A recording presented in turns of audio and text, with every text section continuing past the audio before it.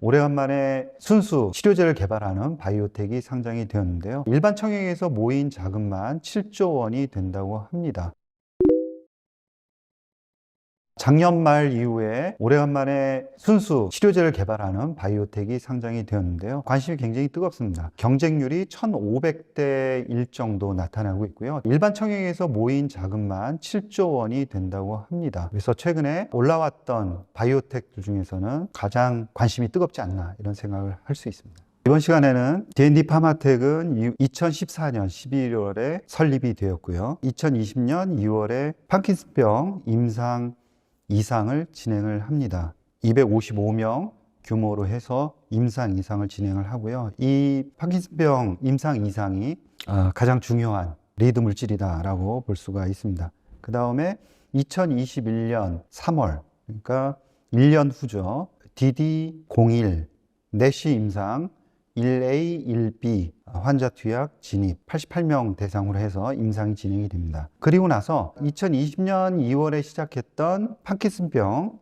임상 2상 중요한 임상 결과가 나오는데요. 통계적으로 유의성을 확보하지 못합니다. 그리고 DD01 내시 환자를 대상으로 한 임상 1상 탑라인을 발표를 하는데 4주 반복 투여에서 지방간 50% 이상 제거하는 통계적으로 유의성 확보를 합니다. 그러나 임상 1상이기 때문에 이제 유효성보다는 안전성 데이터가 중요하다 이렇게 봐야 되겠죠. 그래서 크게 보면은 파킨슨병, 그 다음에 내시 치료제 이렇게 두 개의 물질이 주요한 물질이다라고 볼 수가 있고요.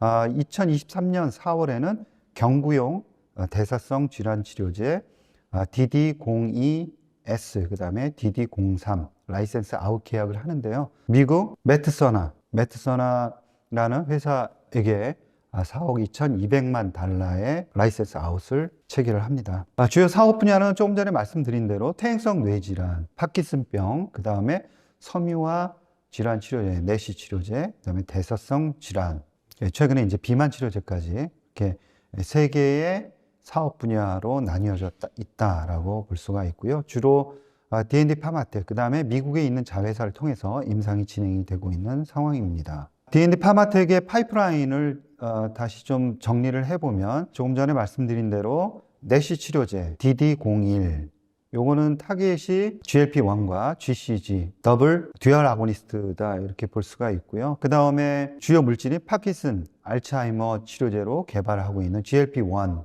타겟인 NLY01 물질입니다. 이 두 물질에 대해서 좀 자세하게 설명을 드리겠고요. 중국 내시 치료제인 DD01 물질, 지금 임상 1상은 중국 살루브리스라는 회사에게 기술 이전되어서 현재 임상이 진행되고 있는 상황입니다.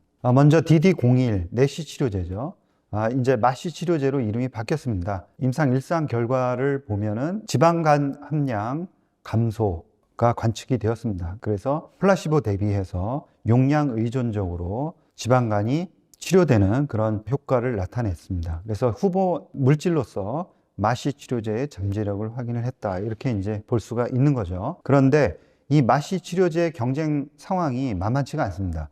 최근에 메드리갈, 메스테리오미, 스메티롬이 FDA에서 승인이 된 상황이죠. 그리고 현재 일라이릴리, 노보노디스크 등 쟁쟁한 회사들이 임상 2상을 완료를 한 상황입니다. 그래서 임상 3상에 돌입하는 그런 와중이기 때문에 D&D 파마텍은 굉장히 늦어 있다라고 볼 수가 있고요. 경쟁 상황 그 맨 왼쪽에서 보시면은 주요한 지표 두 개 중에 하나를 만족을 시켜야 됩니다. 그러니까 섬유화 악화 없는 내시 해소라든가 내시 악화 없는 섬유화 개선, 이 둘 중에 하나를 이제 개선해야 되는 그런 숙제가 남아 있는 거죠. 그러니까 지금 임상 1상을 했기 때문에 앞으로 임상 2상 결과가 나온다 그러면 이 두 가지 지표를 이제 만족을 시켜야 됩니다. 근데 만만치가 않은 이제 임상 결과 목표다라고 볼 수가 있고요.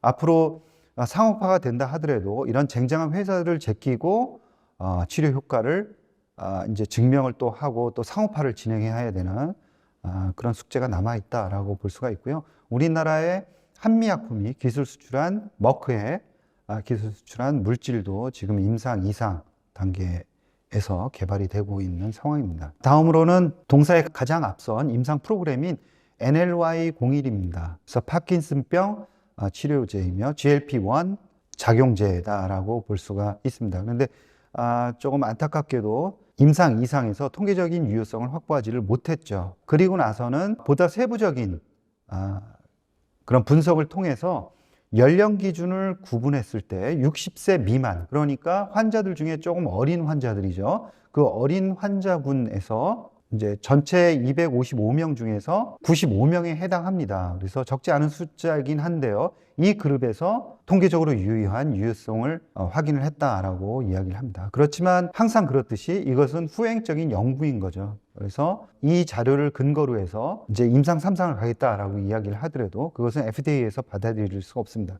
그래서 다시 한번 60세 미만 대상 환자들 군을 대상으로 해서 임상을 진행을 해야지만 임상 3상으로 진행을 할 수 있는 거죠.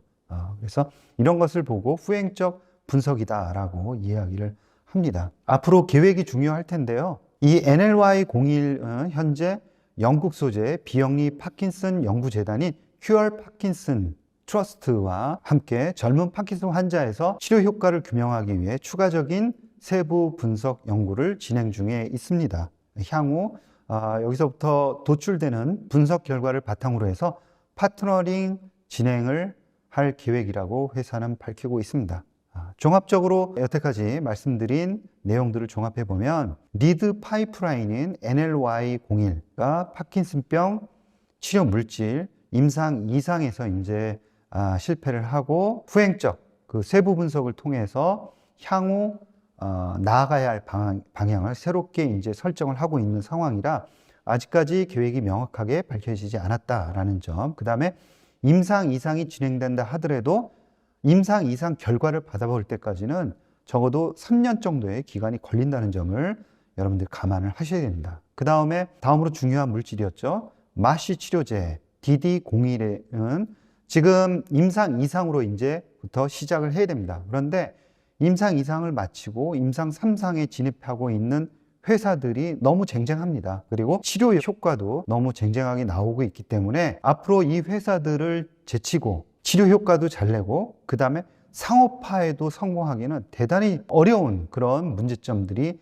남아 있다라고 볼 수가 있습니다. 따라서 이러한 점들을 종합적으로 고려를 해서 여러분들이 투자 판단을 하셔야겠다라는 말씀을 꼭 드리고 싶습니다. 이상으로 5월 2일 신규로 상장되는 신약개발 바이오텍 D&D 바이오텍에 대해서 설명드렸습니다. 새로운 기업 탐방 콘텐츠를 준비 중에 있습니다. 시청자분들이 궁금하신 기업들을 댓글로 남겨주세요. 또는 기업 인터뷰를 희망하시는 기업 관계자분들은 아래 고정 댓글에 있는 이메일로 연락 부탁드립니다. 여러분 감사합니다.